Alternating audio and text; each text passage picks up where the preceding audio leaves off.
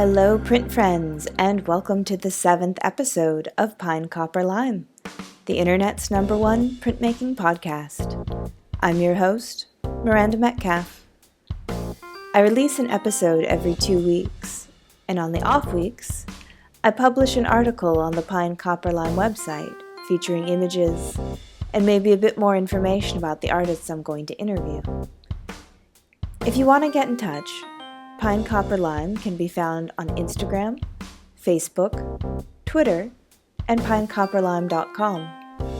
And don't forget, I'll be at the SGCI conference in March this year at the vendor fair, so make sure to come by, say hello, and get some merch. This week my guest is Mehdi Darvishi, a self-taught mezzotint artist from Iran. With Mehdi, I did something I've never done before on this podcast. I'd actually never spoken to him until we sat down for this interview. I knew his work from the world of contemporary printmaking and his awesome Instagram game, but I had no idea what he was like in real life, and I was in for an incredibly pleasant surprise.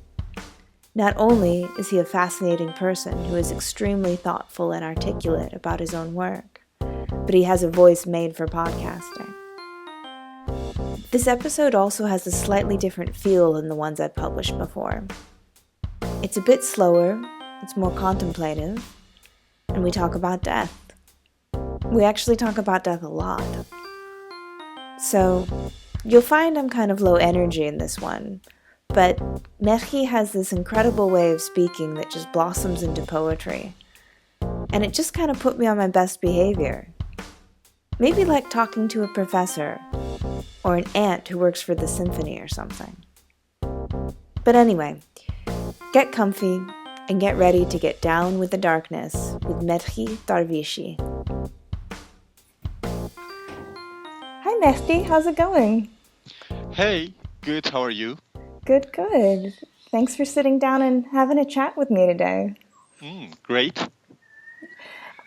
So I'm familiar with you from seeing your work online, and then also having the pleasure of seeing it in person at the International Mezzotint Festival in Ekaterinburg, I guess last year. Oh yeah, it was last year. A little over a year ago. Such a ago. pleasure for me. But would you mind introducing yourself a little bit to our listeners? Yeah. My name is Mehdi Darvishi. I was born in Iran in a small city 5 hours far from Tehran named Dorud. I first moved to Tehran to study painting at the University of Tehran Faculty of Fine Arts. We don't have printmaking as a separate major in the university.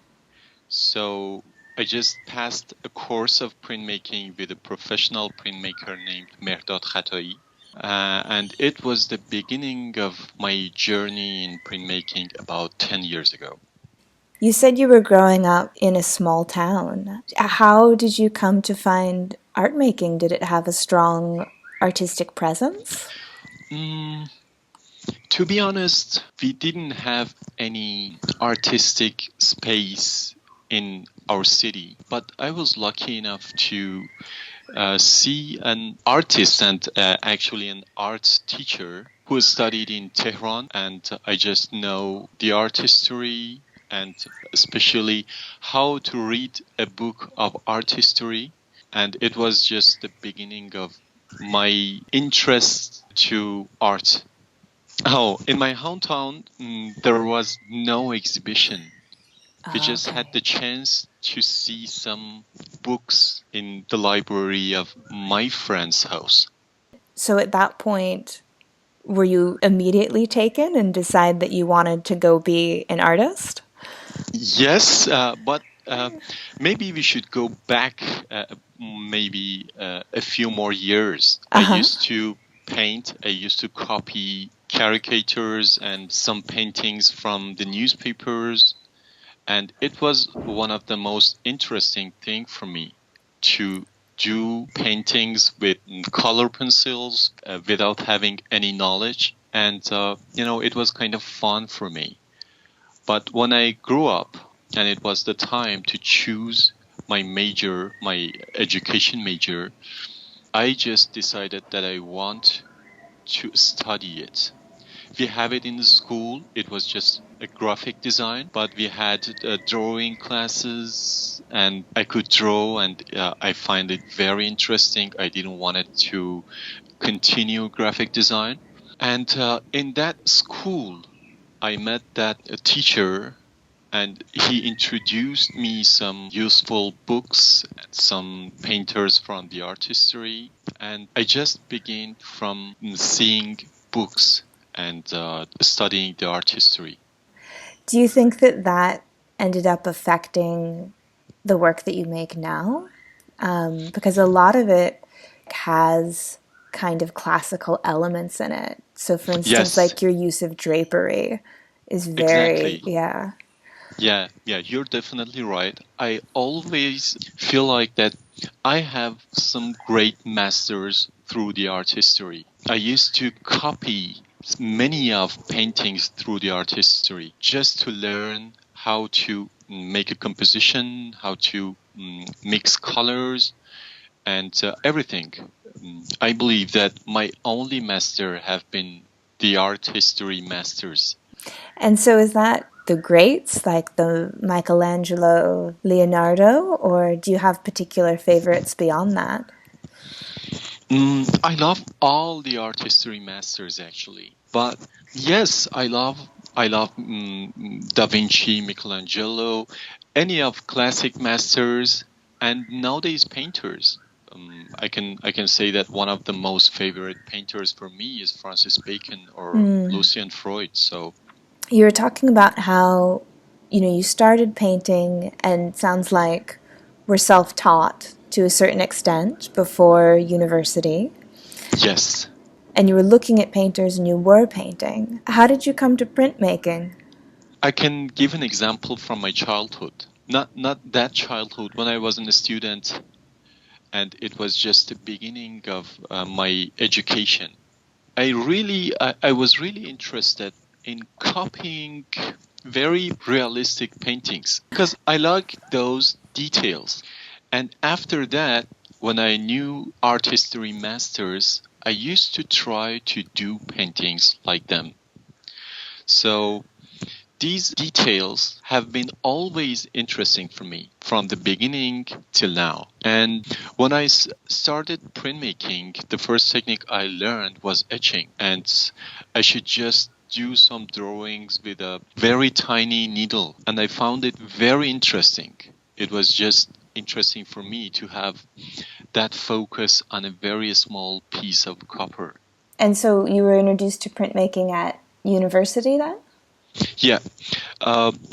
As I told you, we don't have printmaking as a separate major in the universities in Iran. And I was lucky because we just have one course of printmaking as part of a painting BFA, sorry. And this course was with a very professional printmaker named Mehdi Darvishi. I don't know if you know his works or not, but you might have seen his works in Russia.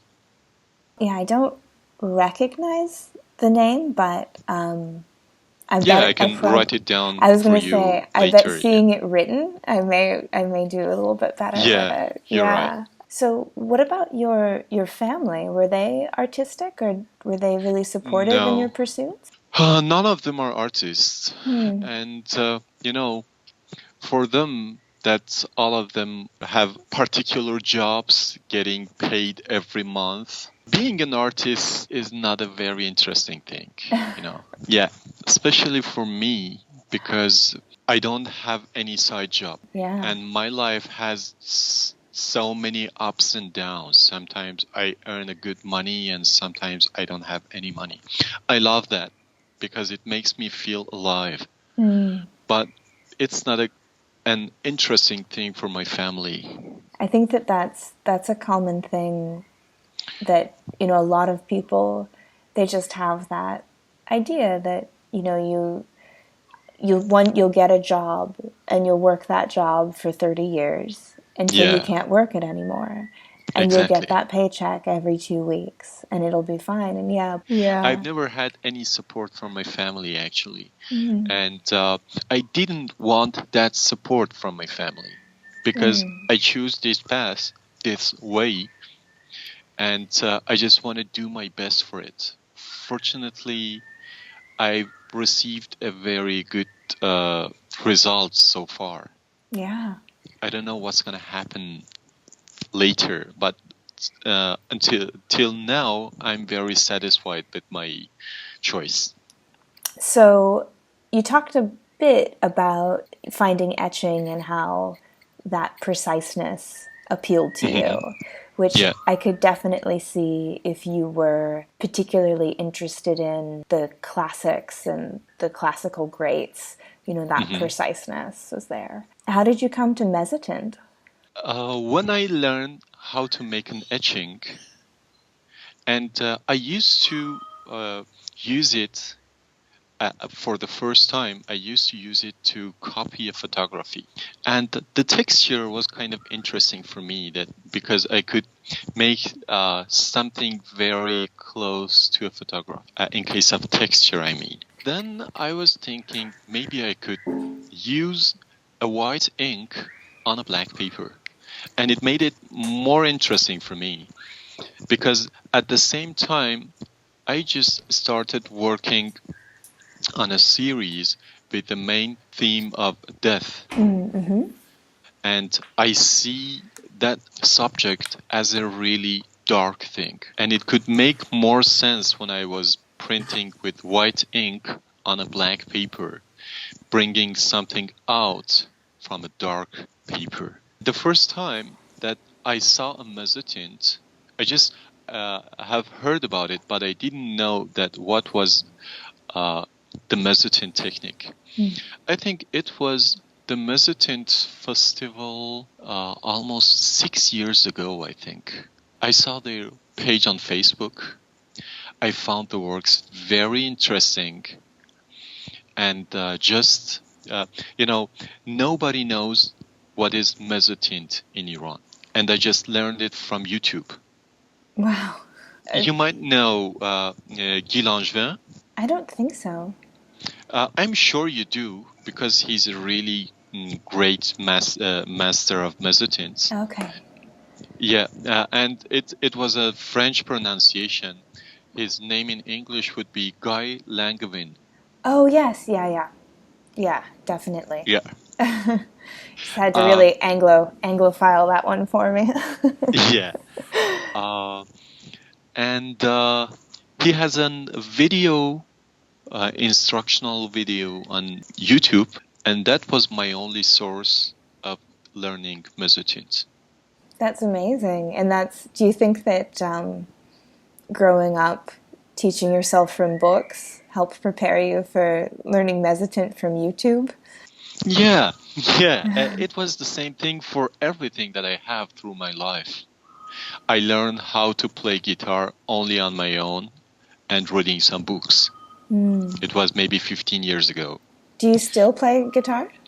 No, it's 10 years that I'm not playing, because when I came to Tehran to study art, I see that I need to be so serious in it if I wanted to be a successful person without having support from anybody.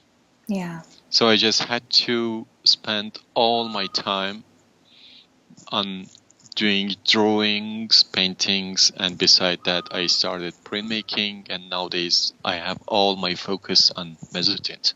And are you pretty much just working with the black paper and the white ink? No, not for now, because when I learned mezzotint, I see that this is the best result that I want from that image. I had something in my mind. I used to paint it, make some drawings, but none of the results was satisfying for me. But with mezzotint, I found it really perfect, at least for myself. Your work that I'm the most familiar with is the work, as you mentioned, dealing with death. And, Yeah. you create these really haunting, very still, very beautiful images of corpses under white sheets. Yes. And it's such a wonderful use of the mezzotint technique because Thank you. Yeah, they're often in dark rooms, and so that effect that mezzotint has of bringing the light from the dark, as you say, Yes, exactly. seems really, really effective for what you create. Thank you. Yeah. During the last few years that I've been working very hard on mezzotint, it's just only 4 years that I'm working on mezzotint. And in the first year, I was one of the finalists for Mezzotint Festival in Russia. And in the third year as well, I was one of the 3 finalists for the grand prize, as you were one of the jury members, I think.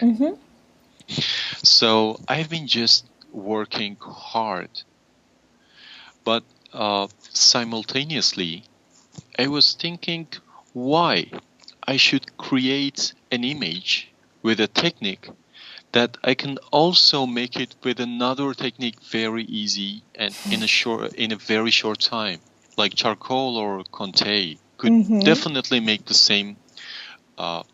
And this is a problem that I always have with so many of the mezzotints.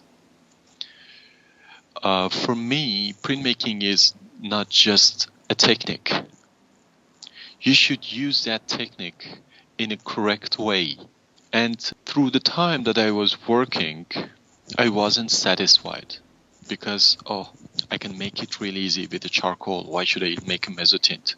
Just for having some additions, it's not a good reason, at least for me, because I could make a drawing and then print it many times with a computer if I just want those copies. But in the last few works that I've made, those triptychs and quadriptychs. Yeah, where you're reworking the plate, right? Exactly, Yeah. Yes. To killing the plate as well as the character and everything. And this process is something that I think it's not possible to do it with any other drawing techniques. What do you think? I agree. I think I do. I mean, how could you not? How could you not? But yeah, it's. I think that's one of the reasons that your work theoretically, I guess, stands out, or as the practice stands out, because they're beautifully rendered images. But as you know, there's a lot of mezzotint artists who can just make a really realistic image. As you said, it's part of mezzotint's appeal, and what its original use was to be reproduction, because it has that quality. So your images are beautifully rendered, and then the subject matter is really striking. But on top of that, the way you rework the plate and have that side of it that lines up with the content is a really nice use of it. Thank you. It's a pleasure to hearing that. It's a nice thing to hearing that. And, I always consider the technique as an alphabet.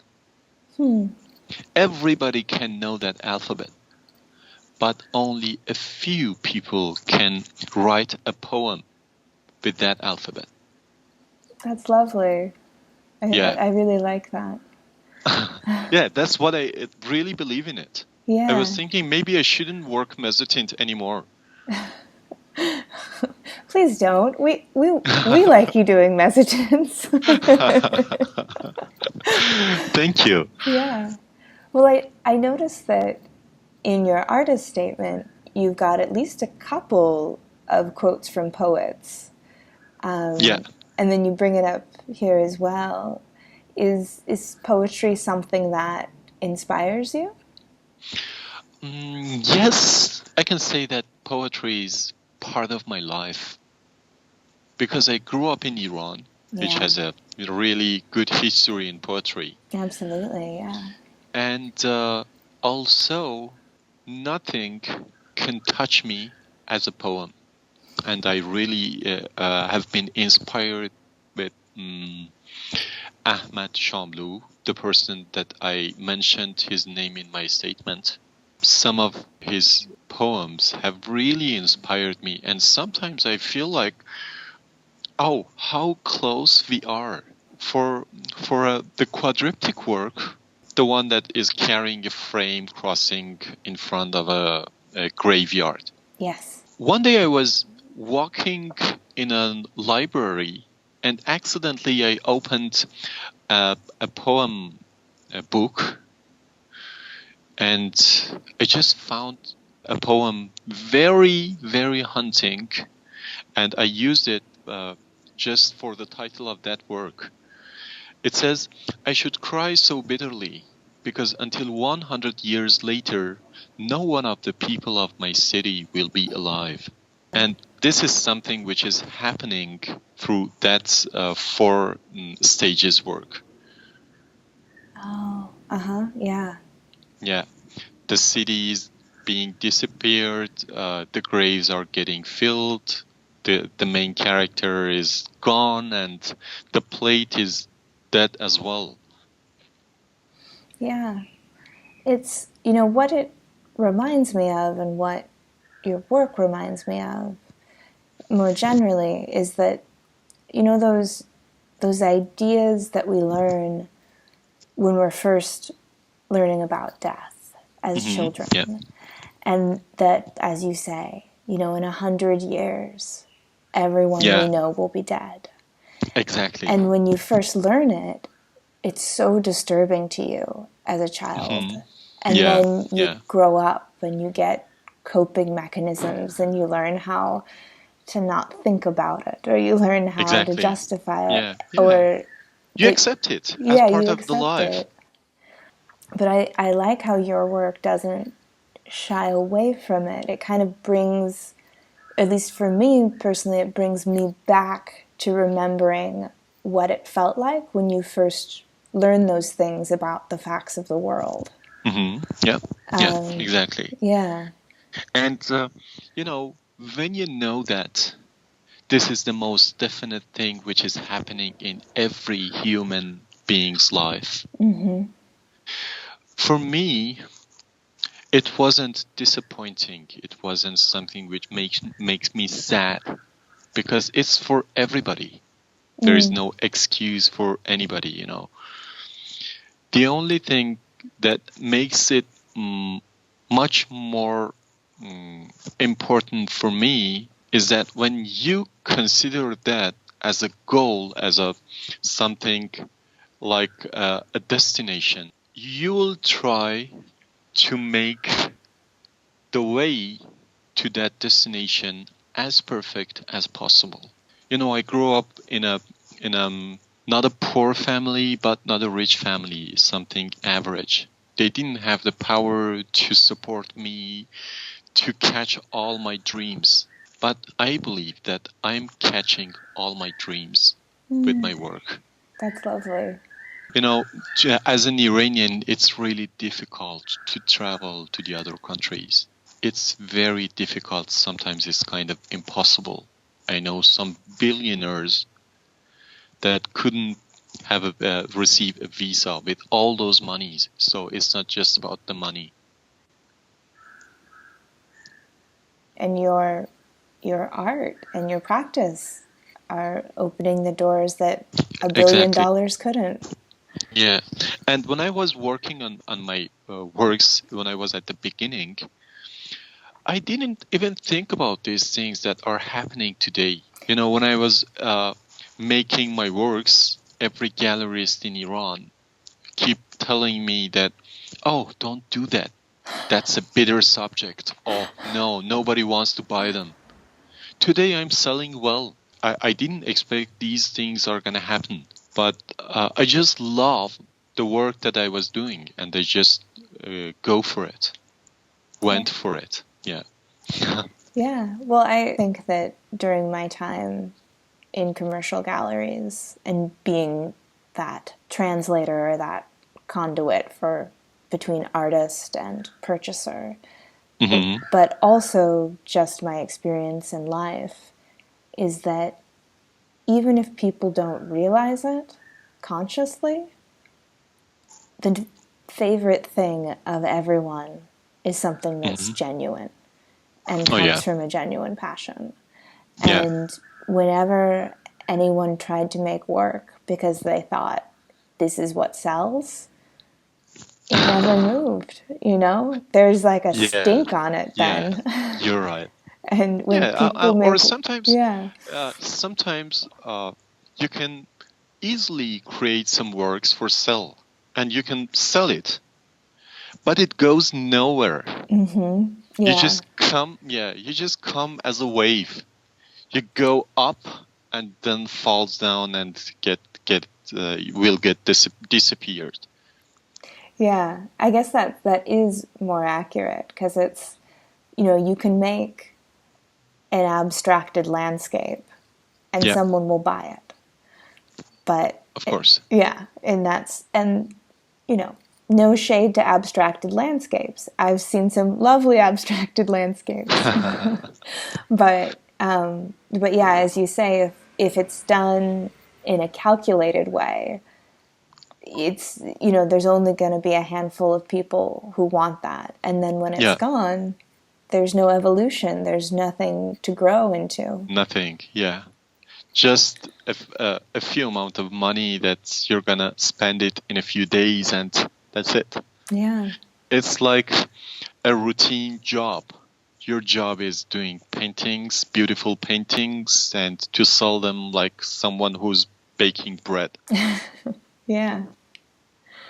So you mentioned that when you were first starting, you had gallerists maybe suggesting that you shy away from dark subjects. So, many times, yeah. Yeah. So early on, were you working on death as well? Has this been a really consistent theme for you?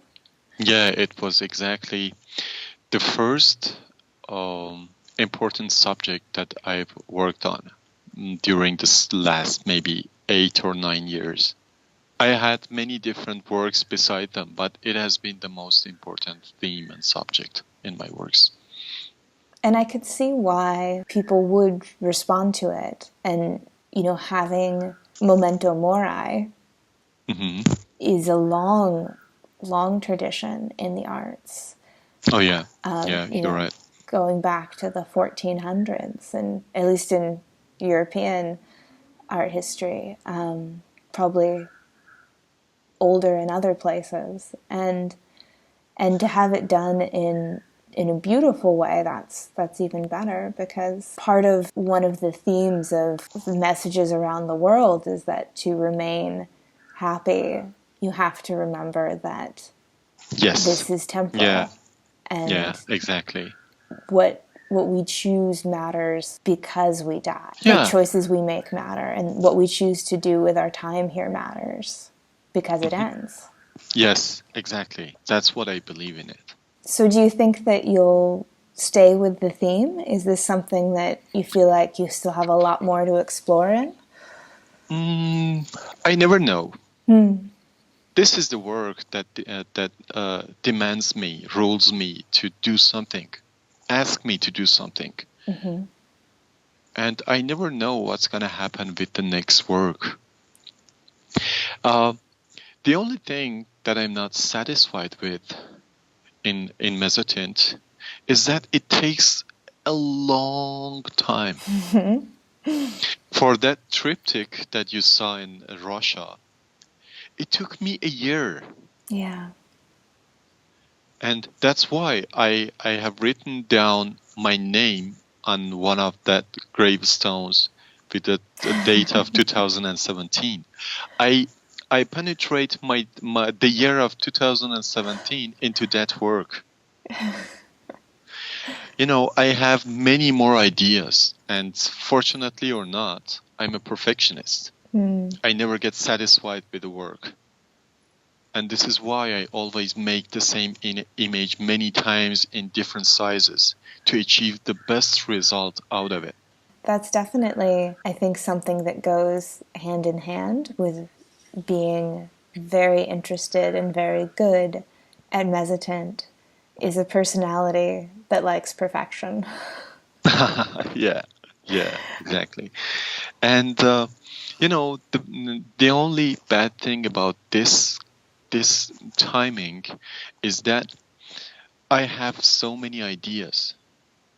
I have so many sketches, but I never find enough time to make all of them. It's just maybe 7 years that I'm focused on printmaking, but I can only choose maybe 5, less than 10 of my works. It's a really few works for 8 years.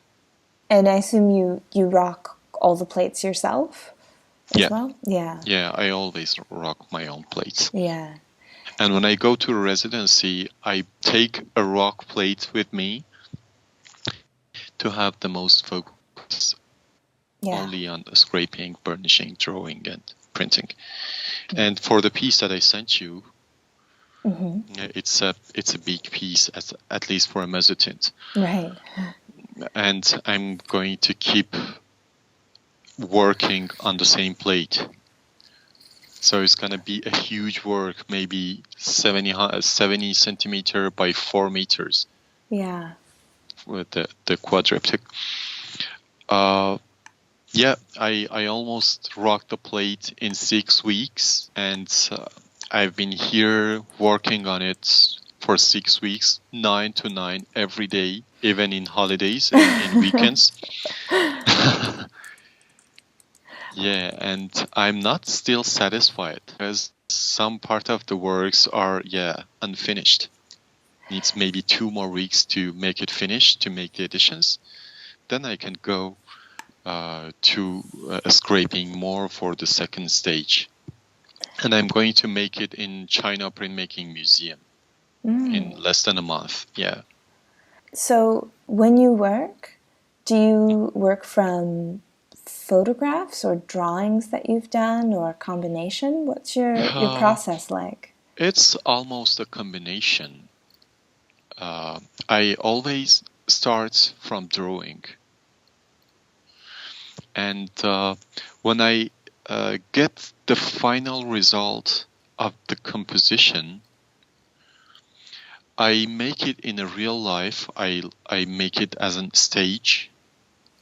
I make photographs, then print the photographs and start painting on them to make a final source for my image that I'm going to work on a plate. And during the process, when I feel like I should change something, I do. For example, the last work that I've done here, I mixed all of the clouds from the different countries that I've been before. And when I was working on the plate, suddenly I saw some clouds crossing in front of the window of my workshop. And just catch some of them exactly. Directly I draw them on the plate and I believe that part is one of the best part of my work. I love that. But it's such a living process then for you. Yeah, it is. Well, would you mind telling all of my listeners where they can find out more about you and see your work, any kind of website or social media? Of course, I'm so active on Instagram, with the same as my name, mehdi.darvishi. And also I have a Facebook page. I'm just thinking about having a website, but I haven't done anything yet. Yeah, that's a whole other thing, really. Yeah. Well, and I'll definitely put a link to everything in the show notes for this. Mm-hmm. Great. And thank you so much for speaking with me. This was great to talk Prince and life and death and everything else. Thank you. It was a pleasure hearing your sound. And I wish we will meet somewhere in this small sphere. It doesn't matter where. Yeah, it's the print world, and it's very small. Yes, that's one of the great things about it, for sure. Yeah, you're right. And that's our show for this week. Thanks so much, everyone, for tuning in. Anything of interest you can find in the show notes. And if you can't find it there, go ahead and drop me a line at hello@pinecopperlime.com, and I'll track it down for you. This episode, like all episodes, was written and produced by me, Miranda Metcalf, with editing help from Timothy Pauschak and music by Joshua Weber. I'll see you in 2 weeks.